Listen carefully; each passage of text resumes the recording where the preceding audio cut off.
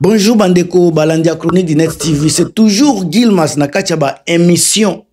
Il y a réconfortation, émission.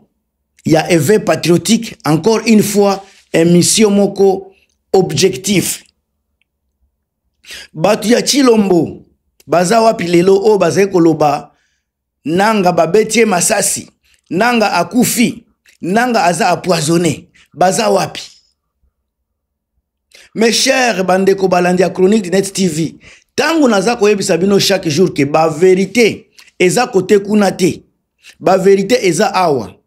Nyonso batuana baza koloba, baza kosala, eza pona ko distraire bino parce que bayebi ke tanke bokoye ba vérité bakozala na kati ya situation moko difficile. Alors ba yaka na loyenge na lukuta. Pendant 37 ans, bandeko bobo sanate. Nazo kota na émission avec la vérité ebele. Pendant 37 ans, ces gens-là nous ont menti.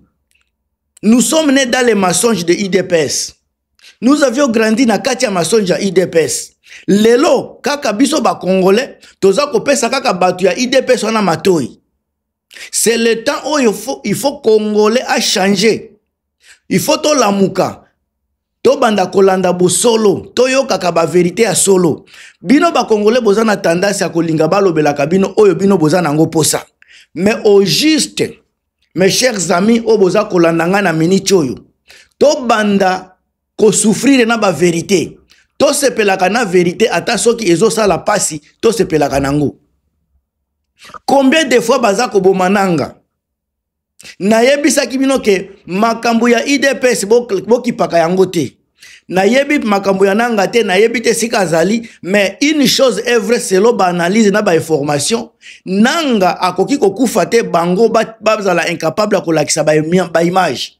Depuis 2021, balobaka nanga bauti ko bombarder ye, nanga bauti ko beta ye masasi, nanga bazolo bape bazana ba information fiable, balobaka yango. Bango kaka na ane oyo, Kagame akufi, Kagame aza soki na urgence, kaka lukuta, mensonge sur mensonge. Lelo mutu nyonso amoni nanga ndenge aza kosolola.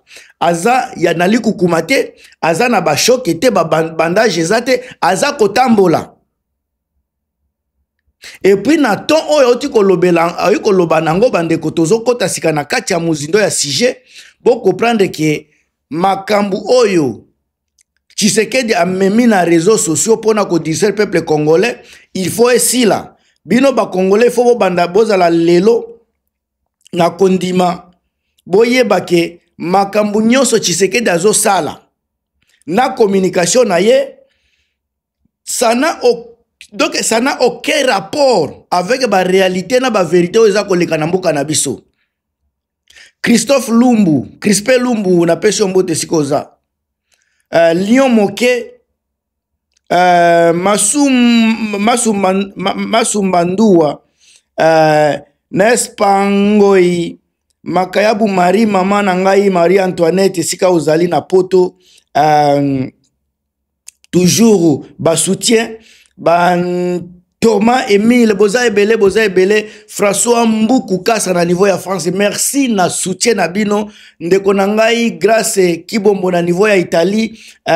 Ndeko nanga Dusabe sika oza na bosanité. Boza Ebele o baza kotinda ba message. Boza Ebele ba trésor diangindu. En tout cas na ebite soki na ko moyen na continuer kutuezate. Moyen à continuer ça parce que ba combo eza ebele ba soutien eza ebele ba Benjamin Kiungu ba Raissa Mahungu boza en tout cas boza ebele o boza ko soutenir chaîne. En tout cas merci encore une fois kozala wana, merci na soutien na bino Jamukala mukala na pesi bino bambote ebele. Alors bandeko, discours de Corneille Nangaa à Goma le 23 octobre 2025, c'est une bombe comme un électrochoc na gouvernement soit régime à Chilombo. Pour les militants, oyo boza ko soutenir changement, bobeta maboko, parce que Nini sortie médiatique ya Corneille Nanga n'est pas seulement critique politique, mais une mise à garde frontale contre État qui a trahi sa mission. État ya Tshisekedi, régime ya Tshisekedi, nat État na mobimba, ba trahir mission na bango, o ezalaki le peuple d'abord, o ezalaki justice équitable. Ils ont trahi ligne conduite na bango.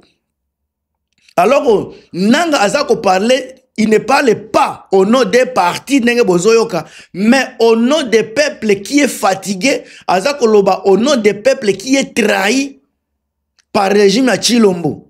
Et surtout d'une armée qui est démoralisée, paralysée, indisciplinée, abandonnée par les dirigeants plus préoccupés par les enrichissements personnels et par la défense de la nation, mais bazaka kawana pona ba enrichissement illicite et personnel. Il y a ba détournement, ba vol, ba makambo ebele. Alors na katia optique oyo na zolo belabino, ba accusation eke telema musika. Ba accusation na régime Tshisekedi eke musika makasi.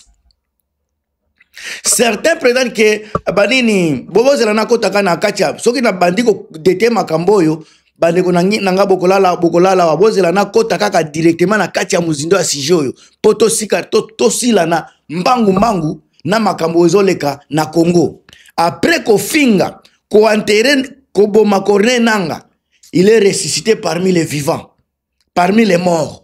Oyo bolobaka ke azalaki akokufa asi asekwaki. Tangu sikaza akosekwa asali pe live nini émission ezalaki te akobomba. Ezalaki live penza batu baza kolanda à travers le monde. Tshisekedi ozalaki wapi pona koya ko contredire ke oyo eza yete eza nini clone ba clone ye o eza nanga ba clone nanga ya solo bosi bobomaki ye boya ko démentir boya ko lobela biso makambo wana. Alors analyse politique et militaire sika naza ko lobela bino vision oyo biso tozanango onga nazanango personnellement na makambo ezoleka na Congo. Discours à Corneille Nanga ezo raisonné comme gifle, eza gifle moko politique pour le régime à Tshisekedi et un appel au réveil patriotique face à une armée démoralisée, face à un État qui a échoué sa mission, face à un État qui est en train de s'enrichir illicitement derrière le dos des peuples congolais. Nde esika nanga azako benga biso alobi azako eza réveil patriotique. Message naye eza réveil patriotique encore une fois.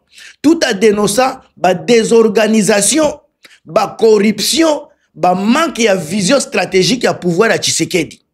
Ndenge na lobaka encore une fois, régime à Tshisekedi ndenge ezana manque ya vision, ezana manque ya nini, ezana plan ata mon côté. Direction oyo mboka ezako kende toyebite azana direction te azako diriger na ba improvisation wana ne makambo Tshisekedi azako sala azako vivre nango ko diriger avec improvisation. En tout cas Patrick Chabani merci na soutien na bino. Alors soki totali armée o eza sans direction yango pe ezana sans direction eza pe na nini ezana na stratégie te ne makamboza komona ezoleka lelo na régime Tshisekedi. FARDC sont devenus une force sans cap. Les généraux nommés par complaisance. La gestion politique du front et des détournements des soldes ont été l'esprit du corps. L'esprit du corps ya Tshisekedi ça ba détournement.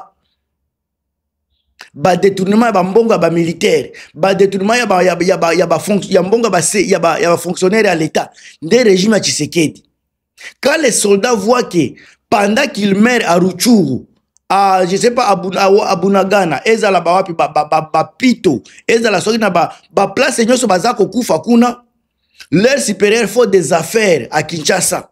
Bango ba FARDC bazokende ko kufa na ba front, mais ba commandant ba colonel bango bazako yiba bazako mela bazako lia na kin. Loyauté oyo bazanango esi ekomi transformé na kati ya lassitude bazana kati ya désespoir ya kosakana te. Alors impact ya discours ya Corneille Nanga Pierre Siluvangi. Ba discours oyo ya nanga ndenge eza komema impact sur population eloko nakoloba si je réfléchis bien discours ya nanga eza discours moko lucide eza discours moko offensive qui parle directement au cœur des soldats au cœur de la population. Il est aza ko rappeler bango que biso ba congolais rêve patriotique toza ba peuple congolais. Donc discours ya nanga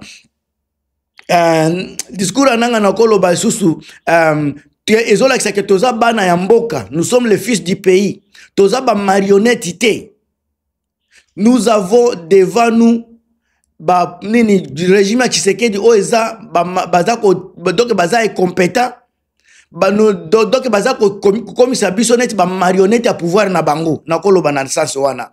Donc message ya Corneille Nangaa, message ya Corneille Nangaa ekoki konini ko rallumer flamme wana na kati ya peuple congolais, ne pas pour défendre un régime mais pour na ko défendre nation et pour na ko défendre dignité nationale.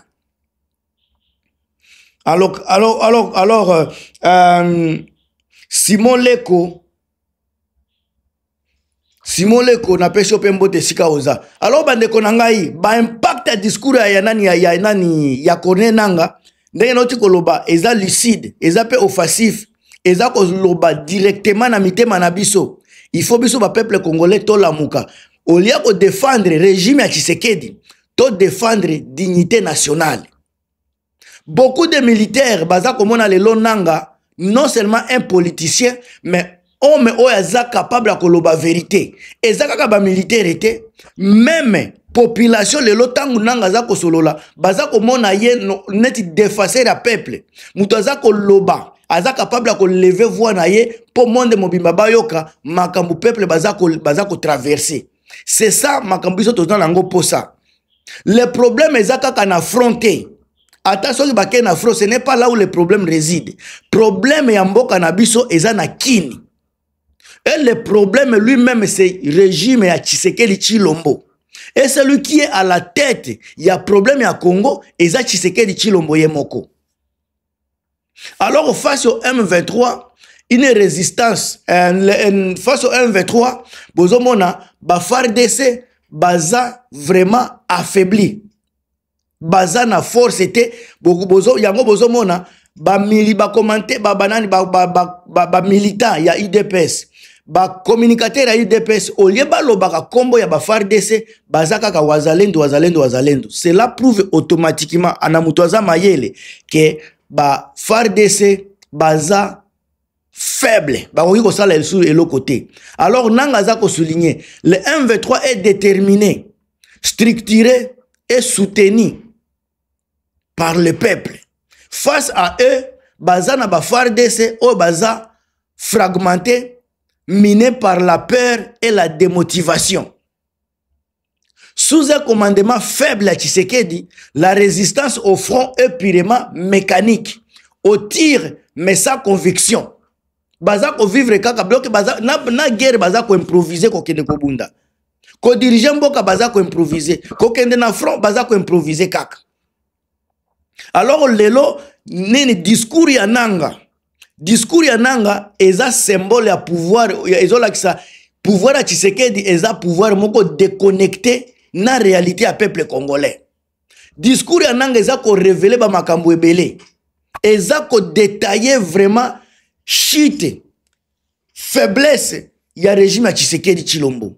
Pour les partisans oyo baza ya ba peuple oyo baza sima ya Nangaa ba oyo baza libéré batu baza na nord na ba sud Kivu, Tshisekedi aza ko incarner la déconnexion totale entre Kinshasa na makambo eza sur le terrain. Bango bazo kanisa na côté Nangaa batu baza ko souffrir. Au contraire, lelo batu ya côté Nangaa baza na ba électricité, baza na ba mayo eza permanent, baza na sécurité o eza assuré. Pendant que pas Tshisekedi eza ba désolation. Azako s'afficher à diplomate dans les forums internationaux, mais le Congo profond, eza ya ko kufa, eza ya ko brûler. eza ya kozika. Pendant que Tshisekedi aza kolata ba montre ala kisake yende aza chef soki ya ndenge nini, mais Congo eza kozika. Les gens meurent. Ba militaire baza ko se sentir trahi. Ba population abandonnée. Souveraineté nationale est livrée aux mains des puissances étrangères sous couvert de coopération. Nde makambo Tshisekedi akomisi biso na kati lelo. Alors tozana une nouvelle dynamique possible. Soki nani parole nanga continue ko galvaniser peuple congolais. Elle peut devenir une force de réorganisation morale et politique. Parce que makambo nyonso nanga za koloba ezokota na mitema ya peuple. Ezopesa peuple congolais espoir. Ezopesa peuple congolais nini vision ya nanga. Ezolakisana donc tangu nanga za kosolola donc peuple baza komona net leader oyo aza vraiment connecté na population. Oyo aza koyoka ba cri à peuple. Ye olia kokende ke bitambola aza toujours wana na population na ye. Soki ba ko bombarder ye na population na ye. Aza wana pona peuple. Alors ndenge aza kosala ka ba émission ba meeting na ba sortie médiatique ba eza ko tia na kati ya peuple na kati ya mitema population une force moko ya réorganisation morale et politique. Ba officier misusu baza déjà kolemba ya côté ya Tshisekedi baza kolemba baza donc baza sous baza na ba énergité balia kate bafuta makate ba discrètement moment naza kosala vidéo baza ko se rallier na vision ya nanga ba officier ebele ya régime ya Tshisekedi baza ko se rallier na vision ya nanga na minute oyo. Alors bandeko baza ko se rallier pas comme force militaire sur nakolo babongo mais comme résistance patriotique au régime de compétences. Tangu baza koya ce n'est pas parce que baliki comme ba militaire mais baza wana pona résistance patriotique au régime ya nani ya Chilombo est compétent. Discours ya Corneille Nanga encore ils ont marqué depuis mususu ya éveil militaire et populaire. Eza réveil militaire na populaire onanga azako sala. Ezako pesa lisusu sens ya mo RDC. Tango azako loba parce que ezako bimista tango nazo loba RDC eza République Défense et le Courage. Eza République démocratique du Congo te on azako loba tango ezo pesa mon sens ya RDC c'est République Défense et Courage. Bande konanga na kozala mulaite. Na pesi bino na analyser discours ya nanga après résurrection na ye ndenge bataliba bakoloba asekwi discours na uti ko pesa la bino ba impact na ba retomber nango na mitema ya peuple congolais. Bande ko na bike boza ebele bozolanda moyena bwaka bakombo na bino vraiment ezate boza ebele makasi. Mais en tout cas merci kozala wana ba grâce qui bombo toujours patriote et nationaliste ya Tongo na niveau ya Italie na ba Vatican kuna. Merci ba Benjamin Kiungu encore une fois boza ebele o boza kosala fierté à Chronique du Net TV. Josiane Bambu na pesi mbote atro esika oza. Monsieur Eric Moussao on est là. En tout cas, tokutana na émission Mususu. À très bientôt. Je vous aime trop. Partagez, commentez. Bye.